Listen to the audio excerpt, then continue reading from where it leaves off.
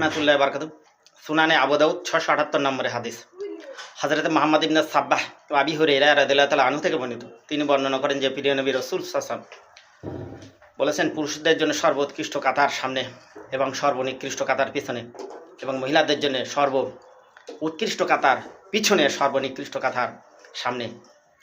মুসলিম তিরমিজি নাসাই ও ইবনে মাজাহ। ব্যাখ্যা দেখুন, নবী করিম সাল্লাল্লাহু আলাইহি ওয়াসাল্লাম এবং নবী করিম সাল্লাল্লাহু কিছু কিছু সাহাবীরা তেনারা সালাত আদায় করাতেন ইমামতি করে, সামনে পুরুষরা পিছনে মহিলা থাকতেন।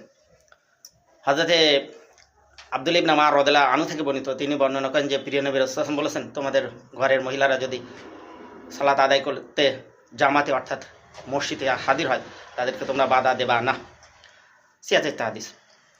এবং হযরত উম্মে সালামা রাদিয়াল্লাহু তাআলা আনহা থেকে বর্ণিত, তিনি বর্ণনা করেন যে প্রিয় নবী রাসূলুল্লাহ সাল্লাল্লাহু আলাইহি ওয়াসাল্লাম আমাদের সালাত আদায় করতে জামাতে অর্থাৎ মসজিদে যাবার অনুমতি দিয়েছেন, কিন্তু দুই ঈদে যাবার জন্য অর্ডার করেছেন।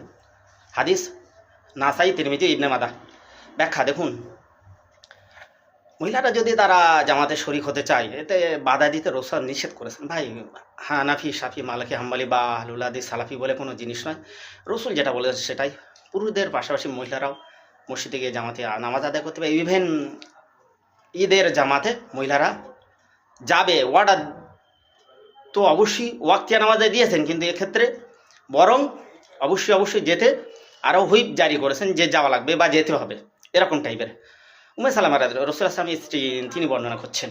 তো অবশ্যই মহিলাদের জন্য যদি নামাজ কক্ষ থাকে পুরুষদের পাশাপাশি, তো এটা আহলুল হাদিস সালাফি বলে কোনো জিনিস নয় ভাই। যদি হাদিস মেনে চলে, তাদেরকে আহলুল হাদিস সালাফি বা কাফের, ওয়াহাবি ইত্যাদি দাগিয়ে দিয়ে তাদেরকে বসিয়ে দিলে আপনি হাদিসকে ইনকার করার দিকে যাচ্ছেন না, তো এটা ভাববেন অবশ্যই। হ্যাঁ, এটাও আছে, নবী করিম সাল্লাল্লাহু আলাইহি ওয়াসাল্লাম কিছু কিছু মহিলা সাহাবীদেরকে বলেছেন, তোমার জামাতে নামাজ আদায় করতে যাওয়ার চেয়ে তোমার ঘরের চেয়ে তোমার বারান্দার চেয়ে তোমার ঘরের কোণে নামাজ বা সালাত আদায় করা উত্তম, এরকম বলছেন। হ্যাঁ, সেটাও আছে, সেটাও ঠিক, আমরা মানি অবশ্যই।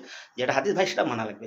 এখন দেখুন, একটা হাদিসের আপনি আমল করতে গিয়ে আর অনেকগুলো হাদিসকে আপনি অস্বীকার করে বসলে কিন্তু আপনার ক্ষতি হবে, এটা দেখুন। তবে অবশ্যই ভিন্ন হাদিস থাকতেই পারে, তবে একটাকে অস্বীকার করে আর একটাকে আপনি করবেন, এক্ষেত্রে একটু বুঝে শুনে করা উচিত। অবশ্যই মনে রাখা উচিত, যেটা কোরআন হাদিস সেটাকে মানা লাগবে।